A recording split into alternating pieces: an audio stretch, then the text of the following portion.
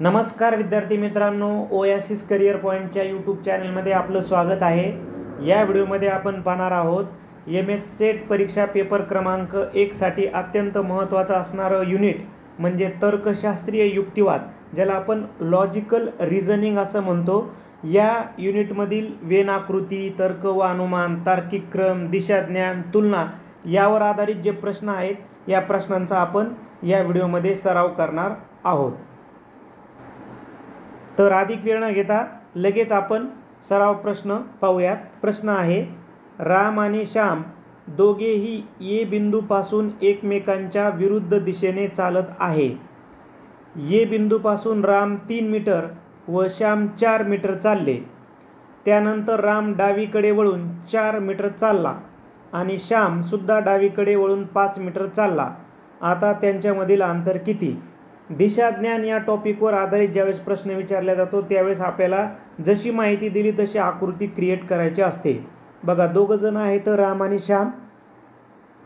तर ए बिंदू फिक्स करूयात आपण अगोदर, म्हणजे आपल्याला ते इझी जाईल। ठीक आहे, इथं आपण केला ए बिंदू फिक्स, हा झाला ए बिंदू।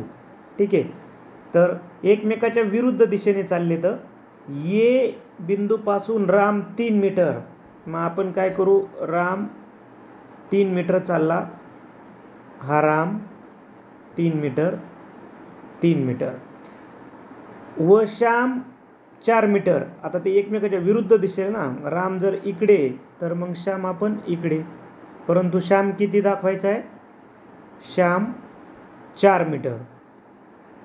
ठीक आहे, श्याम 4 मीटर। त्यानंतर राम डावीकडे वळून 4 मीटर चालला। आता राम जो आहे तो डावीकडे वळाला 4 मीटर। आता इकडे जात असताना डावीकडे म्हणजे तो इकडे, आणि किती, 4 मीटर। ठीक आहे, 4 मीटर। त्यानंतर आहे, आणि श्याम सुद्धा डावीकडे वळून 5 मीटर चालला। आता डावीकडे म्हणता इकडे जाईल तो, आता 5 मीटर म्हणजे थोडासा पुढे गेला तो। ठीक आहे, म्हणजे हे 5 मीटर। आता त्यांच्यातील अंतर किती, म्हणजे इथं पोहोचला श्याम आणि इथे पोहोचला राम। तुम्ही जर एक्झॅक्ट जर पाहिलं तर हे आपल्याला अंतर काढायचं आहे। मग आता इथं जर तुम्ही बघितलं तर इथं 2 काटकोन त्रिकोण तयार झाले। तर आलं लक्षामध्ये, म्हणजे आपण बघा आता हे 4 आणि हे 3, म्हणजे इथं पायथागोरसचा प्रमेय आपल्याला वापरावा लागेल। आपल्याला पायथागोरसचा प्रमेय आपल्याला माहिती आहे की एका बाजूचा वर्ग अधिक दुसऱ्या बाजूचा वर्ग बरोबर कर्ण आपल्याला मिळतो, आणि आपल्याला निश्चितपणे हे कर्ण मिळणार आहेत दोन्ही पण। ठीक आहे, मग आता बघा, 4चा वर्ग 16। ठीक आहे, त्यानंतर 3चा वर्ग 9, किती आले, 25। 25चं वर्गमूळ किती येईल, 5, म्हणजे हा आला 5। ठीक आहे, त्यानंतर आता हे काढूया, हे किती आहे, 4 आणि हे किती आहे, 5। मग 4चा वर्ग 16 आणि 5चा वर्ग 25, मग 16 आणि 25 किती झाले, 41। मग 41चं वर्गमूळ ते मिळतं 6.40, म्हणजे सरळ सरळ 5 हे झालं 6.40, 5 + 6.40 बरोबर 11.40 मीटर, म्हणजे पर्याय सी हे आपल्या प्रश्नाचं इथं उत्तर आपल्याला मिळणार आहे। त्यानंतर खाली दिलेल्या विधानांमधून दिलेल्या निष्कर्षापैकी कोणता निष्कर्ष तर्कसंगत आहे ते ठरवा। आता तर्क व अनुमानामध्ये आपल्याला बेसिक माहिती आहे गोष्ट की आपल्याला दिलेल्या विधानावरून आकृती काढायची असते। मग आता आकृती काढूयात, विधानं वाचूयात। सर्व सेकंद मिनिट आहेत। सर्व म्हणल्याच्या नंतर आकृती एकामध्ये एक येईल, म्हणजे कसं, हे सेकंद जातील आतमध्ये, सर्व सेकंद काय आहेत, मिनिटे आहेत। ठीक आहे, आणि हे झाले मिनिटे। ठीक आहे, आणि नंतरचं विधान कोणतं आहे, एकही मिनिट घड्याळ नाही म्हणतो तो। एकही मिनिट घड्याळ नाही म्हणजे स्वतंत्र, घड्याळीसाठी स्वतंत्र वर्तुळ काढावं लागेल, हे घड्याळाचं आहे। ठीक आहे, मग आता आपली आकृती तयार झाली। आता आपण निष्कर्ष चेक करूयात। एकही सेकंद घड्याळ नाही, हा सेकंद आणि हा घड्याळ अगदी स्वतंत्र येतं, म्हणजे पहिला निष्कर्ष बरोबर आहे। त्यानंतर दुसरा आहे, काही मिनिटे सेकंद आहेत। बघा, हे सेकंद आणि बाहेरून आहे मिनिटाचं वर्तुळ, मग बाहेरून आत जाताना काही असतात म्हणजे दुसरा निष्कर्ष बरोबर आहे. तिसरा, सर्व सेकंद घड्याळ असण्याची एक शक्यता आहे. अरे हे सेकंद आणि हे घड्याळ कशी शक्यता आहे? रॉंग आहे ना, हे काहीच शक्यता नाही. म्हणून फक्त 1 आणि 2 बरोबर. म्हणजेच उत्तर काय घ्यावं लागेल? निष्कर्ष 1 आणि 2 तर्कसंगत आहे. म्हणजे पर्याय सी हे आपल्या प्रश्नाचं इथं उत्तर असणार आहे. त्यानंतर तुलनेवर आधारित प्रश्न आहे. काही विद्यार्थ्याचे नावं PQRSTU दिलेत आणि त्यांनी वेगळे गुण मिळवलेत. तर त्यांचे आपल्याला काय करायचे? तुलना काढायची आहे. तुम्ही वेगळ्या पद्धतीनं हा प्रश्न सोडू शकता तुमच्या पद्धतीनं. तरी पण आपण बघूया कसा सुटतो. तर बघा आपण काय करूया. तो म्हणतो क्यूला मिळालेले गुण टीच्या मिळालेल्या गुणापेक्षा अधिक आहेत. म्हणजे आपण काय करू? क्यू जो आहे ना, क्यू, तर तो इथे घेऊया. क्यूला मिळालेले गुण काय म्हणतो? तो क्यूला मिळालेले गुण टीच्या मिळालेल्या गुणापेक्षा अधिक आहेत. म्हणजे क्यूच्या खाली टी येईल. म्हणजे जे वरचे आहेत ते जास्त गुणावाले आहेत. ठीक आहे, अधिक आहे. पीला मिळालेले गुण आरला मिळालेल्या गुणापेक्षा कमी, मात्र क्यूला मिळालेल्या गुणापेक्षा अधिक. कुणाचे? पीचे. म्हणजे आरपेक्षा कमी पण क्यूपेक्षा जास्त. म्हणजे क्यूच्या वर लिहावं लागेल पी आणि त्याच्यावर लिहावं लागेल आर. त्यानंतर यसला मिळालेले बघा काय म्हणतो तो, यसला मिळालेले गुण यूला मिळालेल्या गुणापेक्षा अधिक आहेत.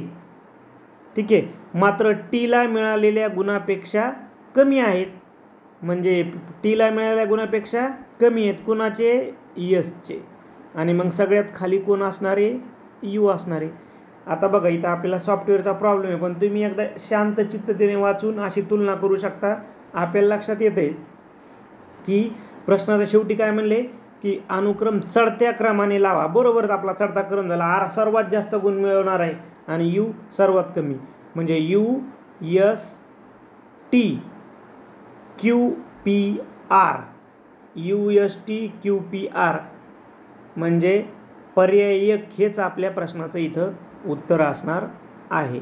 त्यानंतर पुढील संकल्पना अर्थपूर्ण तार्किक पद्धतीने योग्य क्रमाने दाखवणाऱ्या रीतीने जोडायच्या आहेत.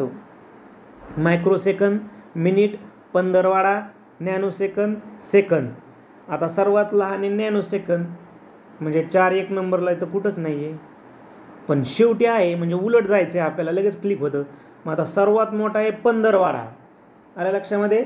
म्हणजे पंधरवाडा काय करायचं? 1 क्रमांकाला घ्यायचा. पंधरवाडा 1 क्रमांकाला. म्हणजे 3 1 नंबरला कुठं आहे?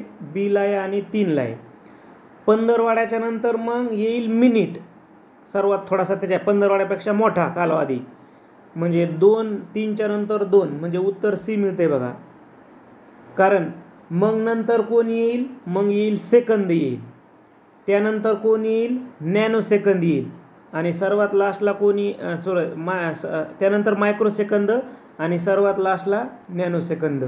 म्हणजे 4 वाला सर्वात शेवटी येणार आहे. हा बा 4 वाला सर्वात शेवटी आला. म्हणजे पर्याय सी हे आपल्या प्रश्नाचं उत्तर आहे. त्यानंतर वेन आकृतीवर आधारित प्रश्न येतं. लेखन साहित्य, टेबल व पेन या शब्दसमूहासाठी कोणती वेन आकृती अर्थपूर्ण ठरेल? आता पेन जो आहे ना तो लेखन साहित्याचा भाग आहे. म्हणजे लेखन साहित्य जाईल बाहेरून आणि आतमध्ये असेल पेन. आणि टेबल बघा, टेबलचा संदर्भ तुम्ही लावू शकता पण ते लेखन साहित्याचा भाग नाही ना. टेबल अभ्यासाचा भाग आहे. किंवा टेबल वेगळे, ऑफिसमध्ये असतो टेबल, कुठे अजून शेतात असतो, कुठे अजून कंपनीमध्ये असतो, म्हणजे कुठे बी असू शकतो ना. म्हणून त्याला इथं लेखन साहित्याचाच आहे असं म्हणता येणार नाही. म्हणून त्या टेबलला आपण स्वतंत्र घेऊ शकतो. म्हणजे पर्याय बी अगदी या शब्दसमूहासाठी आकृती बरोबर येणार आहे. अशा पद्धतीनं आपण लॉजिकल रिझनिंगचे प्रश्न पाहिले. आपल्याला वेळ मिळाल्यास आपण हे कंटिन्यूअस करूया जेणेकरून आपला जास्तीत जास्त सराव होईल. आपण 15 जून 2025 रोजी जी सेट परीक्षा होणार आहे, या सेट परीक्षेसाठी पेपर क्रमांक 1 साठी आपण एक सिरीज बनवलेली आहे, सराव पेपर सिरीज. यामध्ये आम्ही तुम्हाला 15 PDF पेपर व्हॉट्सअपला पाठवणार आहोत. 12 सराव पेपर तुम्हाला व्हॉट्सअप करणार आहोत आणि या 12 सराव पेपरची फीस आहे 450 रुपये. प्रत्येक पेपरचं तुम्हाला व्हिडिओद्वारे विश्लेषण मिळेल. पेपर मराठी माध्यमातूनच असतील. आता तुम्ही जर हा व्हिडिओ एप्रिलमध्ये ऐकत असाल 6 एप्रिल किंवा या 8 एप्रिल 10 एप्रिल तर या अगोदरचे पेपर झालेले तर ऑलरेडी तुम्हाला लगेच मिळतील. म्हणजे हे 9 पेपर तुम्हाला लगेच मिळतील किंवा 8 पेपर ज्या दिवशी तुम्ही पे करताल त्याच्या अगोदरच्या झालेल्या तारखांचे पेपर लगेच मिळतील. मात्र त्याच्या पुढचे म्हणजे 13, 20, 27 एप्रिलचे पेपर मात्र तुम्हाला त्या डेटप्रमाणे मिळणार आहेत. हे आपण समजून घ्यायचं आहे. म्हणजे ते पेपर तुम्हाला सकाळी 11 वाजता राहिलेले पेपर मिळतील. आन्सर की दुपारी आणि संध्याकाळी 8 वाजता विश्लेषणाचा व्हिडिओ. मला वाटतं येणाऱ्या एक्झामसाठी हा व्हिडिओ तुम्हाला निश्चित उपयुक्त ठरेल. धन्यवाद.